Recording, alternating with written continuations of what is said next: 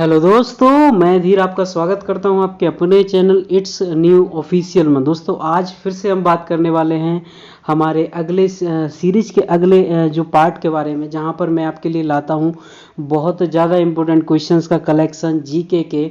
और अब तो मैं इसमें जो है करंट अफेयर्स के जो बहुत ज़्यादा इंपॉर्टेंट क्वेश्चंस होते हैं उन्हें भी शामिल करने लगा हूं। और उम्मीद करता हूं कि आपको मेरे ये वीडियोस और मेरे क्वेश्चंस का कलेक्शन पसंद आता होगा और अच्छा लगता हो तो प्लीज़ दोस्तों इसको लाइक कीजिए मेरे वीडियो को, एंड शेयर भी कीजिए और सपोर्ट करना मत भूलिएगा। और चैनल को सब्सक्राइब करिए। जी हाँ।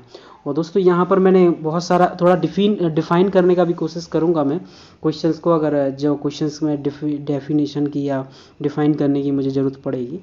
और बाकी आप मेरे क्वेश्चंस का लेवल जो रखा गया है फिर से वही मीडियम से हायर लेवल रखा गया है। और काफ़ी क्वेश्चंस जो हैं इसमें से दोस्तों अभी आने वाली परीक्षा में और अभी जो रिसेंटली जो परीक्षाएं चल रही हैं उनमें बहुत सारे क्वेश्चन फंस चुके हैं। तो आप उम्मीद करता हूं कि बहुत सारे क्वेश्चंस में आपको मदद भी मिलेगी। तो चलिए स्टार्ट करते हैं। आज का हमारा पहला प्रश्न है, नेशनल चंबल अभ्यारण्य को इको सेंसिटिव जोन घोषित किया है। किसके लिए जो है नेशनल चंबल अभ्यारण्य को इको सेंसिटिव जोन जो घोषित किया है वो किसके लिए किया गया है? वो किया गया है दोस्तों गंगई डॉल्फिन के लिए। जी हाँ। और अगर मैं यहाँ पर बात करूँ कि ये चंबल अभ्यारण्य, नेशनल चंबल अभ्यारण्य ये है कहाँ पर? ये दोस्तों मध्य प्रदेश राज्य में स्थित है, मध्य प्रदेश राज्य में। जी हाँ। और अगर मैं बात करूं कि ये गंगई डॉल्फिन जो है ये दोस्तों हमारे भारत का राजकीय जो जलीय जीव बोल सकते हैं, राजकीय जलीय जीव जो है गंगई डॉल्फिन है। और इसका मैं अगर बात करूं डॉल्फिन संरक्षण केंद्र की बात करूं कि डॉल्फिन संरक्षण केंद्र भारत में कहाँ पर स्थित है, तो दोस्तों ये बिहार में स्थित है। कहाँ पर स्थित है? बिहार में। जी हाँ।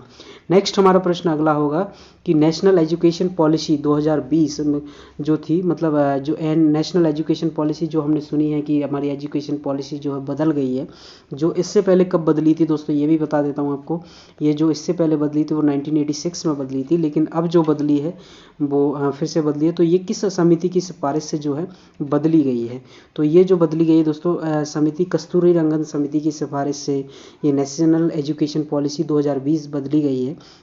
और अगर मैं बात करूं इसमें एक जो क्राइटेरिया रखा गया है कि इसमें खर्चा कितना करा जाएगा, जो नेशनल बजट होगा उसमें से कितना प्रतिशत खर्चा इसके लिए किया जाएगा, तो शिक्षा पर जो खर्च किया जाएगा इसके द्वारा वो 6% खर्च किया जाएगा शिक्षा पर। जी हाँ।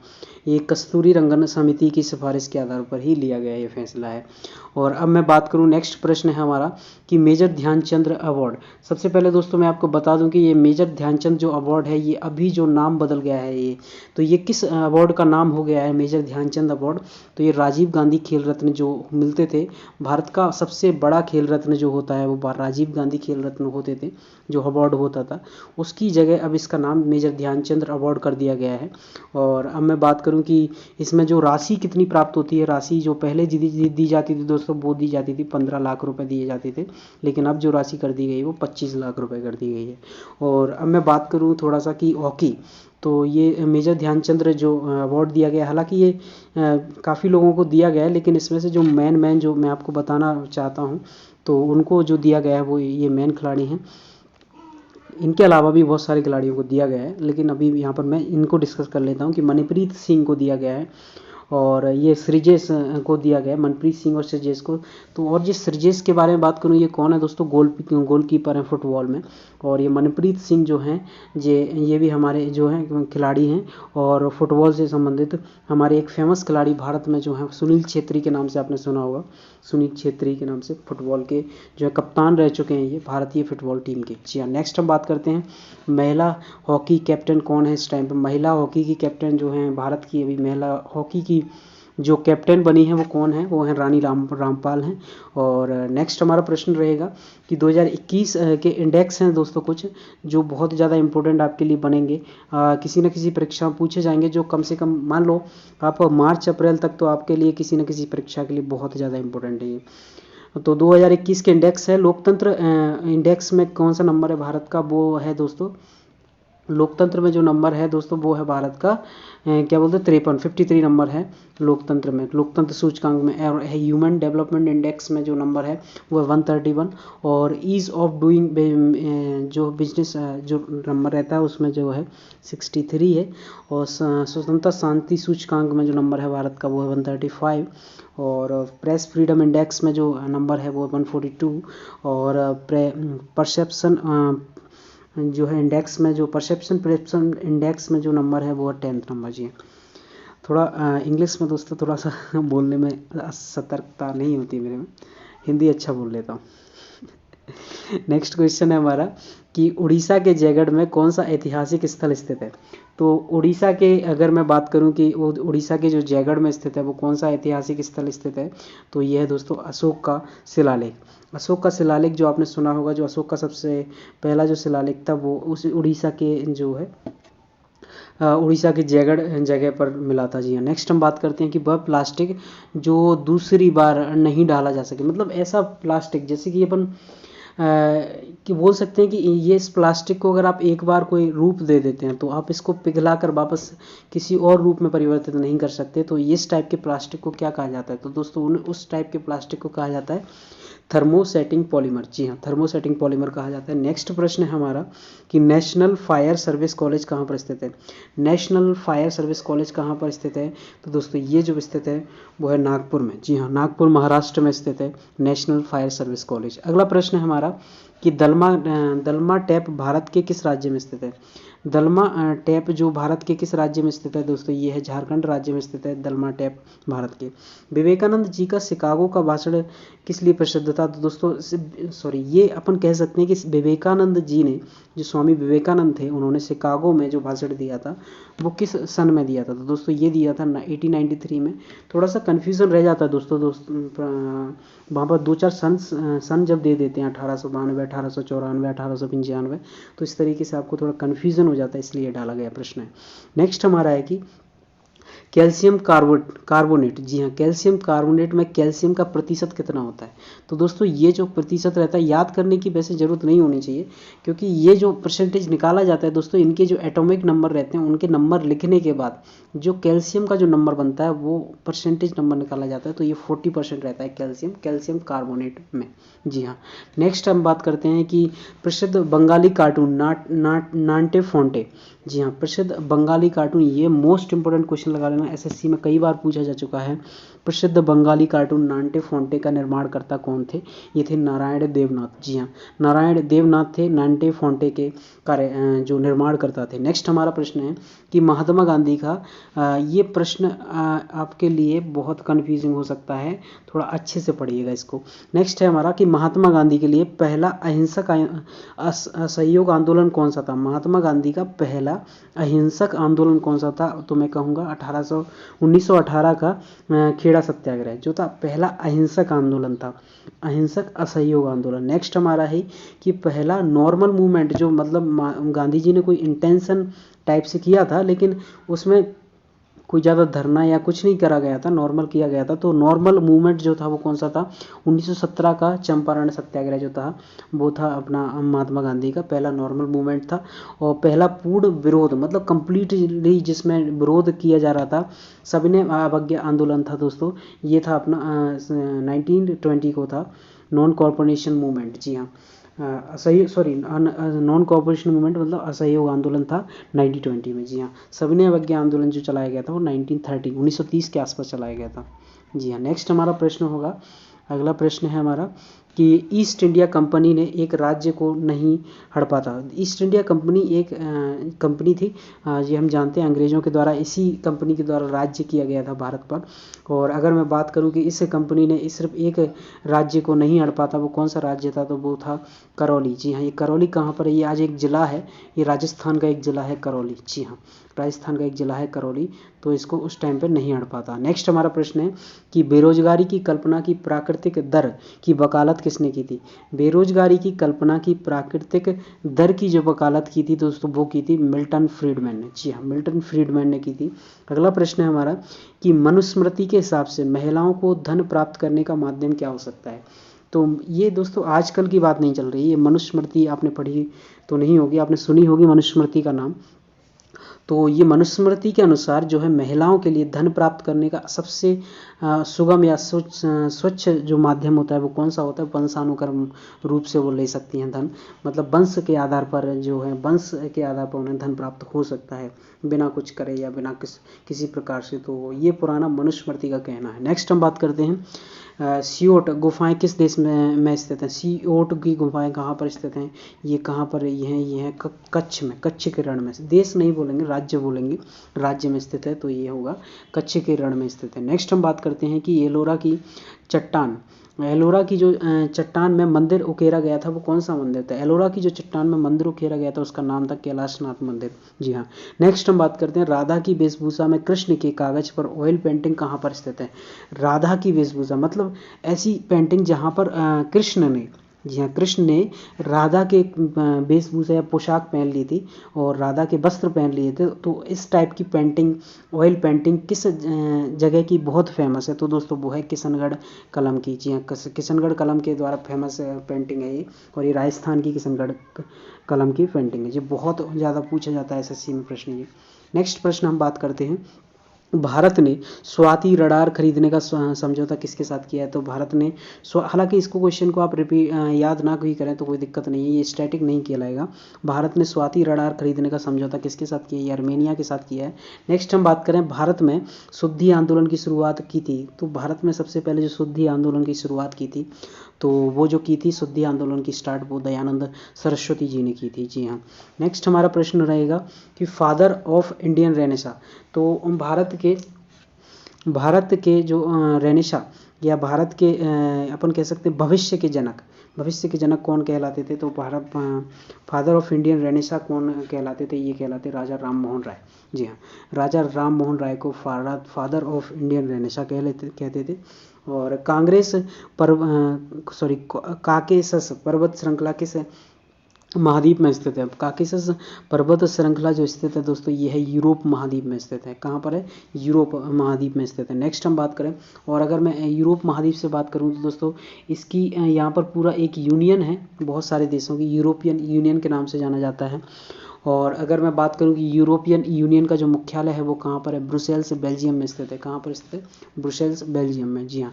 नेक्स्ट हम बात करें कि माउंट मणिपुर नेशनल पार्क कहाँ पर स्थित है? तो दोस्तों यहाँ पर ये मोस्ट इंपॉर्टेंट क्वेश्चन आप लगा लीजिए मेरी तरफ से, क्योंकि यहाँ पर माउंट मणिपुर का नाम आ रहा है तो इंसान मणिपुर जरूर कहीं ना कहीं लगाएगा, आंसर मणिपुर जरूर लगाएगा, लेकिन ये नहीं है। इसका आंसर होगा mount Manipur national park Andaman और निकोबार द्वीप समूह में स्थित है। Mount Manipur national park Andaman और निकोबार द्वीप समूह में स्थित है। अगला प्रश्न है हमारा, भारत में थोरियम के भंडार कहाँ पर पाए जाते हैं?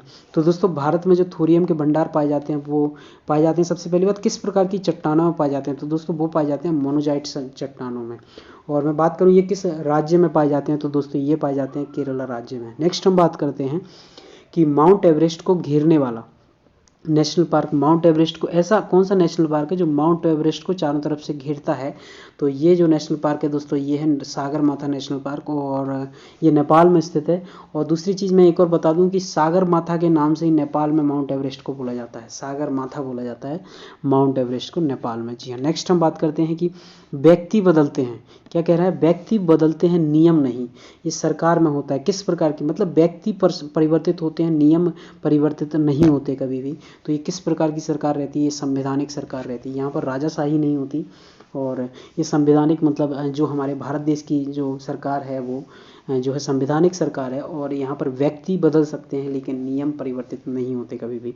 अगली प्रश्न हम बात करेंगे प्रिवेंशन डिटेक्शन मीन्स क्या होता है? प्रिवेंशन डिटेक्शन मीन्स होता है दोस्तों ये एक होता है बिना पूछताछ गिरफ्तार करना। जी हाँ, बिना पूछताछ के गिरफ्तार करना प्रिवेंशन डिटेंशन मीन्स होता है। अगला हम बात करें कि इंडियन इंडिपेंडेंट बिल ने रॉयल एसेंशियल प्राप्त किया था, मतलब इंडियन इंडिपेंडेंट जो बिल था, भारत स्वतंत्रता बिल था, जो भारत जब स्वतंत्र हो रहा था उस बिल को रॉयल मतलब अंग्रेजों की जो सहमति कब प्राप्त हुई थी? तो दोस्तों ये हुई थी 19 जुलाई 1947। 19 जुलाई 1947 को भारत को के बिल को जो है ब्रिटेन की सहमति प्राप्त हुई थी। स्वतंत्र होने की। जी हाँ, नेक्स्ट हम बात करते हैं अन्नपूर्णा पर्वत शिखर किस राज्य में स्थित है, सॉरी किस देश में स्थित है अन्नपूर्णा पर्वत शिखर। दोस्तों ये जो स्थित है वो नेपाल देश में स्थित है। अगला प्रश्न हम बात करते हैं कि देश का पहला कानूनी अधिकारी कौन होता है। तो देश का पहला अगर कानूनी अधिकारी की बात करें तो दोस्तों वो होता है महान्यायवादी। जी हाँ, महान्यायवादी जो है देश का पहला कानूनी अधिकारी होता है।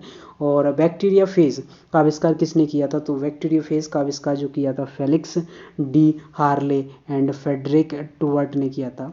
बैक्टीरियोफेज का आविष्कार Felix d'Herelle and Frederick Twort. Next अगला प्रश्न होगा हमारा, अगला प्रश्न है कि क्रिकेट का बैट बनाने में प्रयुक्त लकड़ी कौन सी होती है। तो जो क्रिकेट होता है मतलब हमारा एक खेल होता है क्रिकेट, और उसके जो बैट होते हैं उसको बनाने में जो किस लकड़ी का प्रयोग किया जाता है, ये एनटीपीसी का सवाल है। सलेक्स पुरपोरिया। जी हाँ, सलेक्स पुरपोरिया जो होता है वो जो लकड़ी का इस्तेमाल किया जाता है वो सलेक्स पुरपोरिया होता है। जी हाँ, और दोस्तों अगर आपको ये मेरा वीडियो अच्छा लग रहा है तो प्लीज़ इसको लाइक करिए इस वीडियो को, और मुझे सपोर्ट कीजिए दोस्तों, बहुत ज़्यादा सपोर्ट की ज़रूरत है मुझे आपकी। और मैं आपके लिए ऐसे ही जो है अपनी सीरीज चलाता रहूँगा। और मैं दोस्तों यहाँ पर काफ़ी अच्छा पढ़ाने की कोशिश करने की इसीलिए कोशिश कर रहा हूँ क्योंकि दोस्तों मैं चाहता हूँ कि लोगों के ज़्यादा से ज़्यादा क्वेश्चन इस मेरे वीडियो से प्राप्त हों और आपको अच्छा लगे और आपके पेपर निकलें। इस तरीके से मैं इन क्वेश्चंस को बनाता हूँ। और नहीं तो दोस्तों कहीं से भी कुछ भी कर सकते हैं लोग, बहुत सारे जो होते हैं पीडीएफ उठाई और उसको पढ़ना स्टार्ट कर देते हैं। तो दोस्तों इस तरीके से मुझे अच्छा नहीं लगता है, और मैं यहाँ पर कोशिश ये करता हूँ कि अपने तरीके से अपने स्तर पर या जो प्रश्न सबसे ज़्यादा पूछे जाते हैं उन प्रश्नों को उठाऊँ और आपको उन क्वेश्चंस का कलेक्शन करके रखूँ और आपको उससे सहायता मिलेगी। जी हाँ, नेक्स्ट हमारा प्रश्न रहेगा कि आरबीआई की करेंसी नोट जारी करता है। आरबीआई के जो करेंसी नोट जारी करता है तो वो करता है एक्सिट मिनिमम रिजर्व सिस्टम से, एग्जिट मिनिमम रिजर्व सिस्टम से जो करता है आरबीआई करेंसी नोट जारी करता है। अगला प्रश्न रहेगा हमारा कि 1914 में जो है 1914 में किसकी अध्यक्षता में इंडियन साइंस कांग्रेस का एसोसिएशन की स्थापना का पहला अधिवेशन हुआ था। सबसे पहली बात, इंडियन साइंस कांग्रेस एसोसिएशन का पहला अधिवेशन 1914 में हुआ था, और ये इसकी अध्यक्षता किसने करी थी। तो दोस्तों ये करी थी आशुतोष मुखर्जी ने। जी हाँ, अगला प्रश्न रहेगा हमारा कि लाल पांडा। जी हाँ, लाल पांडा किस राज्य का राजकीय पशु है।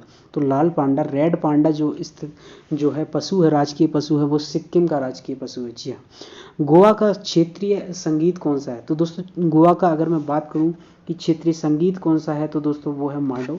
जी हाँ, गोवा का क्षेत्रीय संगीत जो है वो है मांडो।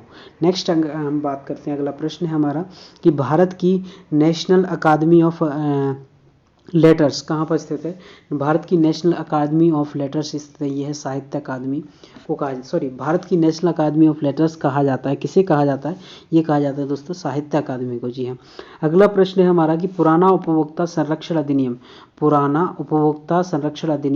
कब आया था। तो दोस्तों पुराना जो उपभोक्ता संरक्षण अधिनियम आया था वो आया था 1986 में। तो मैं बोलूँ नया कब आया है तो दोस्तों ये आया 2020 में। जी हाँ, 2020 में आया है नया उपभोक्ता संरक्षण अधिनियम, मतलब उसमें संशोधन कर दिया गया है। पुराने और नए से मतलब ये है। अगला प्रश्न हम बात करते हैं कि इंडियन रोलर या नीलकंठ पक्षी कितने राज्यों का राष्ट्रीय पक्षी है, राजकीय पक्षी है। जी हाँ, तो इंडियन रोलर या कह लो नीलकंठ पक्षी कह लो, और ये कितने राज्यों का जो है राजकीय पक्षी है। तो दोस्तों यह तेलंगाना का है। तेलंगाना से आंध्र प्रदेश निकला तो दोस्तों इन दोनों का तो एक ही हो जाएगा इस तरीके से। और कर्नाटका और उड़ीसा को आप याद कर सकते हो, कर्नाटका, उड़ीसा, आंध्र, तेलंगाना। जी हाँ, 4 राज्यों का हो जाएगा। अगला प्रश्न है हमारा कि नीली क्रांति के जनक किसे कहा जाता है। नीली क्रांति के जनक के रूप में किन्हें जाना जाता है। मोस्ट इंपोर्टेंट क्वेश्चन है कि नीली क्रांति के जनक हीरा लाल चौधरी और अरुण कृष्ण को जाना जाता है। हीरा लाल चौधरी और अरुण कृष्ण, ये मोस्ट इंपोर्टेंट क्वेश्चन लगा लेना आप। अगला प्रश्न है हमारा निजी भवनों के ऊपर नेशनल फ्लैग फहराना हमारा किस प्रकार का राइट है। तो दोस्तों ये संवैधानिक राइट है, और ये किस आर्टिकल में दिया गया है, ये आर्टिकल 19(1) के ए क्लॉज में दिया गया है। जी हाँ, अगला प्रश्न है हमारा कि संपूर्ण भारत में मुक्त रूप से घूमने का अधिकार किस अनुच्छेद में दिया गया है। तो संपूर्ण भारत में मुक्त रूप से घूमने का अधिकार जो दिया गया है वो आर्टिकल 19 में दिया गया है। जी हाँ, नेक्स्ट हमारा प्रश्न रहेगा कि 42वें संविधान संशोधन में राज्य से 42वें संविधान संशोधन में राज्य से समवर्ती सूची में डाले गए विषयों की संख्या कौन सी कितनी थी? सबसे पहले ये प्रश्न दोस्तों अभी अभी ये बहुत सारी जो स्टेट की जो परीक्षा हो रही है उनमें पूछा जा चुका है। राजस्थान की कुछ एग्जाम्स में पूछा जा चुका है, यूपी के कुछ एग्जाम्स में पूछा जा चुका है। ये सेम प्रश्न, इसमें से एक पॉइंट उठा लेते हैं कि कौन सा 42वें संविधान संशोधन में किस सूची में नहीं डाला गया था। इस टाइप से बहुत सारे प्रश्न बनते हैं, तो आपको मैं सारे ही बता देता हूँ कि 42वें संविधान संशोधन में राज्य से समवर्ती सूची में कौन से विषय डाले गए थे। तो दोस्तों सबसे पहला शिक्षा डाला गया था, जिसके ऊपर अब जो कानून बनाता है वो केंद्र और राज्य दोनों बना सकते हैं।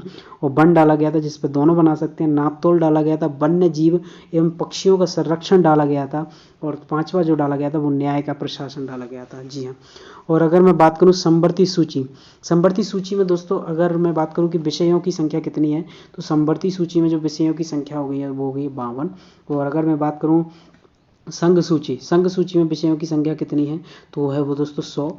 और जी हाँ, और मुझे जो राज्य सूची का मे बी 60 से ऊपर है, 60 प्लस है, कुछ है नंबर एग्जैक्ट याद नहीं है। अगला हम बात करते हैं कि एलर्जी के खिलाफ उत्पादित प्रचुर मात्रा में एंटीबॉडी कौन करता है। एलर्जी के खिलाफ जो होता है जो उत्पादित प्रचुर मात्रा में एंटीबॉडी इम्यूनोग्लोब्यूलिन करता है। अगला प्रश्न दोस्तों, ये मोस्ट इंपोर्टेंट प्रश्न में से एक है कि किरचॉफ का नियम किस पर आधारित होता है। किरचॉफ का जो नियम होता है वो आवेश संरक्षण पर आधारित रहता है। मतलब आवेश संरक्षण पर आधारित कौन सा नियम रहता है, वो रहता है किरचॉफ का नियम। और विभवांतर का नियम क्या होता है, विभवांतर का नियम आधारित होता है ऊर्जा संरक्षण के ऊपर। जी हाँ। अगला प्रश्न रहेगा दोस्तों हमारा कि उबेर कप जो है किससे संबंधित है। सबसे पहली बात तो उबेर कप जो संबंधित है वो संबंधित है अपना बैडमिंटन से। जी हाँ, बैडमिंटन से संबंधित है उबेर कप। और मैं बात करूं कि उबेर कप को 2021 में किसने जीता है, तो दोस्तों 2021 में जो उबेर कप जीता है वो चाइना ने जीता है। और अगला मैं बात करूं कि माउंट एसो ज्वालामुखी किस देश में स्थित है। माउंट एसो ज्वालामुखी जो स्थित है दोस्तों ये जापान में स्थित है। जी हाँ। और यहीं पर हमारे नागासाकी और हिरोशिमा स्थित है जहाँ पर पहली बार परमाणु बम गिराया गया था। और भी बहुत सारे फैक्ट रहते हैं दोस्तों। अभी मैं वन लाइनर फॉर्म में चल रहा हूँ इसीलिए कम ज़्यादा एक्सप्लेन नहीं कर सकता। अगला प्रश्न है हमारा कि रिपन को किस रूप में जाना जाता है। रिपन को जो ये सारे क्वेश्चन काफ़ी इंपॉर्टेंट हैं। ये जो है अंग्रेज शासन के दौरान जो गवर्नर जनरल या जो वाइसरॉय वगैरह रहे थे उनके लिए बहुत ज़्यादा महत्वपूर्ण जो वर्ग थे उनसे रिलेटेड प्रश्न है ये कि रिपन को किस चीज़ के लिए जाना जाता है। रिपन को स्थानीय स्वशासन का जनक कहा जाता है। और जो सबसे पहली बार जो जनगणना हुई थी भारत की जो हुई थी तो वो सबसे पहले रिपन के टाइम पर ही हुई थी 1881 में, जो दशकीय जनगणना स्टार्ट हुई थी। और जो अस्थायी रूप से जो स्टार्ट हुई थी वो 1971 के आसपास लॉर्ड मेयो ने स्टार्ट करी थी। जी हाँ, जिसकी मृत्यु अंडमान और निकोबार द्वीप समूह पर हुई थी। अगला हम बात करते हैं कि लिटन किस लिए फेमस था दोस्तों। इसने जो स्टार्ट किया था वर्नाक्यूलर प्रेस एक्ट स्टार्ट किया था लिटन दोस्तों एक्चुअल में ये उल्टी बुद्धि का आदमी माना जाता है, या उल्टी बुद्धि का जो था ये गवर्नर माना जाता था, क्योंकि दोस्तों ये हमेशा थोड़ा स्ट्रिक्ट रहता था। और ये वर्नाक्यूलर प्रेस एक्ट ये था कि अगर कोई भी भारतीय कुछ भी अंग्रेजी शासन या किसी के भी खिलाफ छापता है तो सबसे पहले सीधा इसका रूल ये था कि अगर आप अपना अखबार छाप रहे हो तो आपको सीधा पहले जो पहली प्रति या जो पहली कॉपी होती है उसको आपको हमें देना होगा। उसके बाद हम अगर आपका अखबार सही लगता है तो हम आपको फॉलो करेंगे, तो आप आगे बढ़ा सकते हो, नहीं तो ये आपका बैन कर दिया जाएगा। ये रहता था वर्नाक्यूलर प्रेस एक्ट। जी हाँ। अगले हम बात करें कैनिंग किस चीज़ के लिए प्रसिद्ध था दोस्तों। ये प्रसिद्ध था 1857 की क्रांति के लिए प्रसिद्ध था। और भारत का पहला वायसराय भी रहा था ये। जी हाँ, भारत का पहला वायसराय लॉर्ड कैनिंग। अगली बात करें डलहौजी के बारे में बात करें कि आधुनिक शिक्षा का मैग्ना कार्टा किसे कहा जाता है। लॉर्ड डलहौजी को कहा जाता है आधुनिक शिक्षा का मैग्ना कार्टा, जो है इसी ने दिया था। ये 1854 में दिया था। और वुड्स का डिस्पैच भी कहते हैं इसको 1854 में। और डलहौजी के टाइम पर ही दोस्तों ट्रेन चली थी। और डलहौजी के टाइम पर ही जो है हमारा पोस्ट ऑफिस का जो गठन हुआ था, मतलब पोस्ट वगैरह स्टार्ट हुई थी। नेक्स्ट हम बात करते हैं बेंटिक ने क्या किया था। विलियम बेंटिक ने किया था, भारत का पहला गवर्नर जनरल बना था जी, भारत का पहला गवर्नर जनरल बना था। और इसी के टाइम पर सती प्रथा का अंत हुआ था, और इसी के टाइम पर सती प्रथा का अंत हुआ था। और 1829 में राजा राम मोहन राय ने की सहायता से इसने सती प्रथा का अंत करवाया था। जी हाँ। और अगला हम बात करें कि वेलेजली ने क्या किया था। लॉर्ड वेलेजली ने जो किया था वो किया था सहायक संधि के जन्मदाता कौन कहे जाते हैं। तो जो युद्ध के बाद में जो सहायक संधियाँ होती थी कि पैचअप जो होता था वो इन्हीं की देन है, लॉर्ड वेलेजली की। जी हाँ। अगला हम बात करें कॉर्नवालिस ने क्या दिया था। कॉर्नवालिस ने जो दिया था तो वो दिया था दोस्तों पुलिस व्यवस्था जो दी थी वो लॉर्ड कॉर्नवालिस ने दी थी। और स्थायी बंदोबस्त जो दिया था वो भी लॉर्ड कॉर्नवालिस ने ही दिया था। अगला प्रश्न है हमारा कि वॉरेन हेस्टिंग्स ने क्या दिया था। कि वॉरेन हेस्टिंग्स ने दिया था बंगाल का पहला गवर्नर जनरल था ये। बंगाल का, भारत का पहला गवर्नर जनरल बेंटिक था, और बंगाल का पहला गवर्नर जनरल वॉरेन हेस्टिंग था। और बंगाल में द्वैध शासन का जनक किसे माना जाता है, ये वॉरेन हेस्टिंग्स को माना जाता है। और अगर मैं बात करूं कि ये द्वैध शासन को समाप्त किसने किया था, तो दोस्तों ये जो समाप्त किया था वो रॉबर्ट क्लाइव ने किया था। और लगान को भी ख़त्म किया था किसने, रॉबर्ट क्लाइव ने। जी हाँ। अगला हम प्रश्न करते हैं कि रॉबर्ट क्लाइव का संबंध, रॉबर्ट क्लाइव ने क्या किया था, या रॉबर्ट क्लाइव से संबंधित क्या है कि ये बंगाल का पहला गवर्नर जनरल था दोस्तों। ये बंगाल का पहला गवर्नर जनरल था, और इसने इसी के टाइम पर, रॉबर्ट क्लाइव के टाइम पर ही प्लासी का 1757 में जो युद्ध हुआ था, बैटल ऑफ प्लासी, वो इसी के टाइम पर हुई थी सिराजुद्दौला के खिलाफ। जी हाँ। भारत की पहली ड्रिंक फ्रॉम टैप सिटी, ये दोस्तों थोड़ा करंट आ गया है। तो ये करंट है कि भारत की पहली, तो ये स्टैटिक करंट है कि भारत की पहली ड्रिंक फ्रॉम टैप सिटी कौन सी बनी है। तो भारत की पहली ड्रिंक फ्रॉम टैप सिटी जो बनी है वो पूरी बनी है उड़ीसा। जी हाँ। अगला हम बात करें कि गोवा मुक्ति दिवस कब मनाया जाता है। तो ये गोवा मुक्ति दिवस जो मनाया जाता है वो 19 दिसंबर को मनाया जाता है। जी हाँ। और मैं बात करूं कि 1510 में गोवा पर किसका शासन था। तो 1510 में जो गोवा पर शासन था वो पुर्तगाल का शासन था। जी हाँ। 19 दिसंबर 1961 को ऑपरेशन विजय से पुर्तगाल बाहर किया गया था। हाँ, तो 1961 में जो पुर्तगाल में जो चलाया गया था वो कौन सा ऑपरेशन था, तो दोस्तों वो था ऑपरेशन विजय, जिसमें 1961 में पुर्तगाल को बाहर किया गया था और गोवा से। जी हाँ।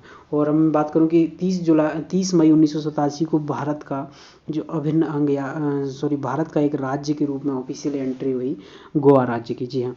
अगला हम बात करते हैं कि लिपू लेक दर्रा भारत के किस के बीच में स्थित है। लिपू लेक जो दर्रा स्थित है दोस्तों वो है भारत चीन के बीच स्थित है लिपू लेक दर्रा। जी हाँ। और मैं बात करूँ पिंडारी ग्लेशियर कहाँ पर स्थित है, तो दोस्तों पिंडारी जो ग्लेशियर है वो उत्तराखंड में स्थित है, भारत के उत्तराखंड राज्य में स्थित है। अस्कोट वन्यजीव अभ्यारण्य कहाँ पर स्थित है, ये है अस्कोट वन्यजीव अभ्यारण्य उत्तराखंड में स्थित है। और ये किस चीज़ के लिए फेमस है दोस्तों, ये है कस्तूरी मृग के लिए फेमस है। जी हाँ। और मैं बात करूं अस्कोट वन्यजीव अभ्यारण्य दोस्तों, ये इको सेंसिटिव जोन घोषित कर दिया गया, जैसे कि चंबल जो है, ऊपर हमने पढ़ा है कि चंबल नेशनल सेंचुरी जो है वो, हाँ, इको सेंसिटिव जोन घोषित कर दी गई है। जी हाँ। अगला प्रश्न हम बात करते हैं कि लद्दाख का पहला एफएम रेडियो कब स्टार्ट किया गया था। तो लद्दाख का जो पहला एफएम रेडियो जो स्टार्ट किया गया है वो किया गया लेह से, और इसकी जो फ्रिक्वेंसी है वो 91.1 एफएम है। जी हाँ। और मैं बात करूं यूरोपियन यूनियन का हेडक्वार्टर, मैं ऊपर बात कर चुका हूं कि ये यूरोपियन यूनियन का जो हेडक्वार्टर है वो ब्रुसेल्स बेल्जियम में है, और ब्रुसेल्स बेल्जियम में ही दोस्तों नाटो का भी हेडक्वार्टर है, नाटो का भी हेडक्वार्टर ब्रुसेल्स बेल्जियम में ही है। अगला मैं बात करूं कि माउंट विसुवियस या एटना ज्वालामुखी कहाँ पर स्थित है। माउंट विसुवियस या एटना ज्वालामुखी जो स्थित है दोस्तों वो इटली शहर में स्थित है। और इटली शहर की बात करूं कि इसकी राजधानी क्या है इटली की, ये राजधानी है रोम। और रोम जो है किस नदी के किनारे स्थित है, ये टाइबर नदी के किनारे स्थित है। जी हाँ। अगला प्रश्न हम बात करते हैं कि व्यक्तिगत उपयोग के लिए भांग की खेती को वैध करने वाला पूरे विश्व का व्यक्तिगत उपयोग के लिए भांग की खेती को वैध करने वाला पहला यूरोपियन देश कौन सा बना है, तो ये बना है दोस्तों माल्टा। जी हाँ। यहाँ पर भांग की खेती जो है लीगल है, और यहाँ पर कोई क्राइम नहीं है, और यहाँ पर आप 7 ग्राम या 3 पौधे उगा सकते हो भांग की खेती के रूप में। नेक्स्ट हम बात करते हैं महाप्रयाण समाधि स्थल किसका है। महाप्रयाण जो समाधि स्थल है वो राजेंद्र प्रसाद जी का समाधि स्थल है, महाप्रयाण। जी हाँ। नेक्स्ट अगला हम बात करते हैं, कृष्ण राज सागर बांध का निर्माण किसने किया था? कृष्ण राज जो सागर बांध है इसका निर्माण किसने किया था? ये जो किया था दोस्तों, ये किया था एम विश्वेश्वरैया जी ने। जी हाँ। और जिनके जन्म दिवस पर 15 सितंबर को जो है इंजीनियर्स डे मनाया जाता है, 15 सितंबर को विश्वेश्वरैया जी के जन्मदिन पर कृष्ण राज सागर बांध का निर्माण इन्होंने ही करवाया था। नेक्स्ट हम बात करें कि हिंद की चादर किसे कहा जाता है? हिंद की चादर जो कहा जाता है वो कहा जाता है तेग बहादुर सिंह को, गुरु तेग बहादुर सिंह को कहा जाता है हिंद की चादर। नेक्स्ट हम बात करते हैं ओवम मेरेडियन के नाम से किसे जाना जाता है? ओवम मेरेडियन के नाम से जो जाना जाता है वो लॉर्ड लिटन को जाना जाता है, लिटन, जिसने वर्नाकुलर एक्सप्रेस एक्ट लाया था। नेक्स्ट हम बात करते हैं राज्य पुनर्गठन आयोग का संबंध किससे है? तो राज्य पुनर्गठन आयोग का जो संबंध है वो 7वां संविधान संशोधन से है। जी हाँ, 7वां संविधान संशोधन जो राज्य पुनर्गठन आयोग का संबंध है।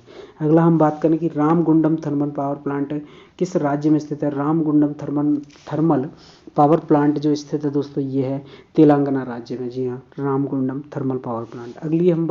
अगला प्रश्न है दोस्तों, अगला पेज है हमारा, ये भी काफ़ी इंपॉर्टेंट क्वेश्चन है कि सार्वजनिक रोपवे सेवाओं का प्रयोग करने वाला भारत का पहला शहर कौन सा है?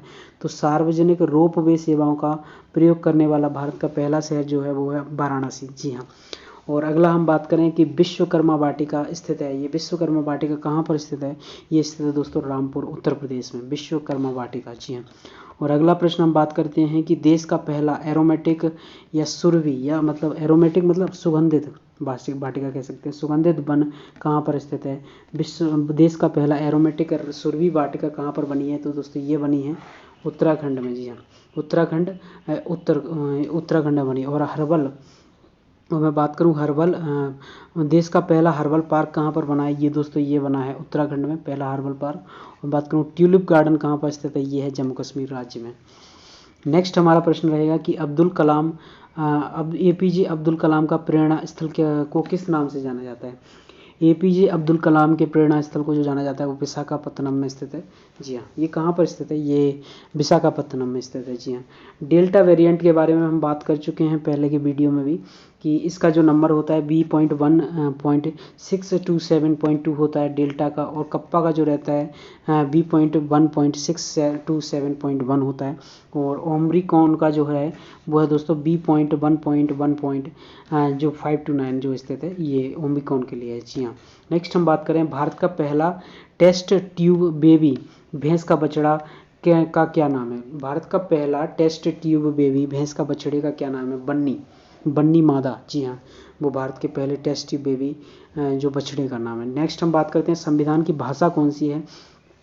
तो दोस्तों बात करें नेक्स्ट संविधान की भाषा, तो दोस्तों ये है नमक के नाम से, सॉरी ये ट्रिक है, हाँ ट्रिक है। जी हाँ, ट्रिक है ये कि संविधान की सबसे पहली बात, जो संविधान में स्टार्टिंग में जो भाषाएं थी वो 14 भाषाएं थी। जी हाँ, जो संविधान बना था।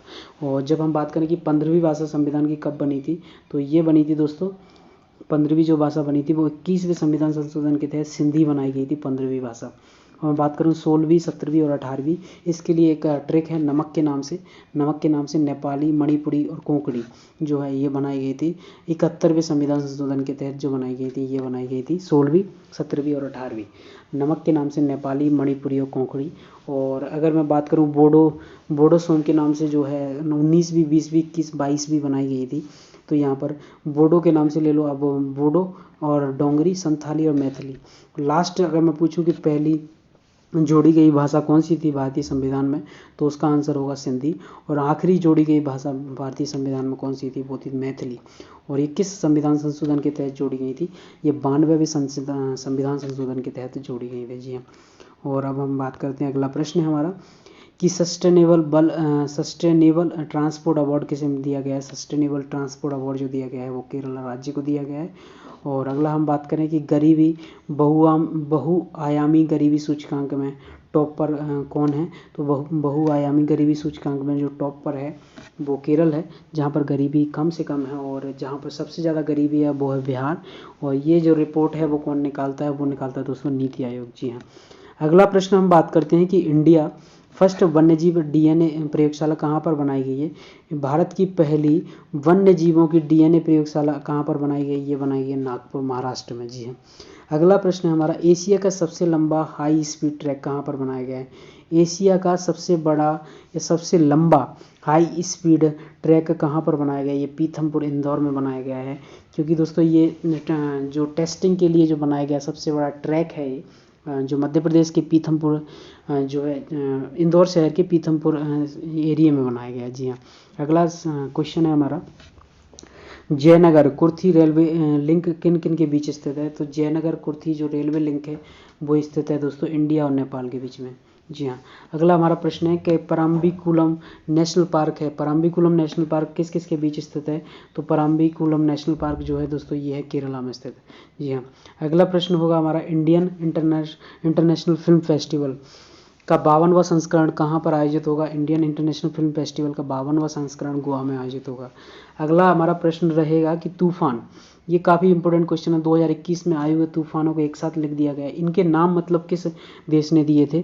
अगर मैं बात करूं निसर्ग नाम किस देश ने दिया था दोस्तों, ये दिया था बांग्लादेश ने। और ताउकाते जो तूफान आया था उसका नाम जो दिया था वो किसने दिया था, वो म्यांमार ने दिया था। और यास जो तूफान आया था उसका जो नाम दिया था वो ओमान ने दिया था। और गुलाब जो नाम आया था उसका जो है नाम किसने दिया था, वो दिया था पाकिस्तान ने। जी हाँ। अगला हम बात करते हैं कि सखारोव पुरस्कार 2021 किसने जीता है। तो सखारोव पुरस्कार 2021 जो जीता है दोस्तों एलेक्सी नवेलनी ने जीता है। और मैं बात करूं कि ये बहुत ज़्यादा इंपॉर्टेंट क्वेश्चन समझिए दोस्तों इसको। और अगर मैं बात करूं, अगला प्रश्न है हमारा, यूनेस्को का पहला मार्शल आर्ट शिक्षा अवार्ड का जो यूनेस्को का पहला मार्शल आर्ट शिक्षा अवार्ड किसको दिया गया है। तो ये जो दिया गया दोस्तों ये कुंग फू नन को दिया गया है। कुंग फू नन को लद्दाख के हैं ये। और अगला प्रश्न है हमारा कि पहला सौर अन्वेषण उपग्रह सीहे किसने लॉन्च किया है। तो पहला सौर मंडल को जो अन्वेषण करने वाला जो उपग्रह है सीहे किसने लॉन्च किया है, ये जो लॉन्च किया है वो चाइना ने किया है। जी हाँ। और अगला प्रश्न है हमारा कि भास्कर दा को राज्य का पहला आधिकारिक कैलेंडर। जी हाँ।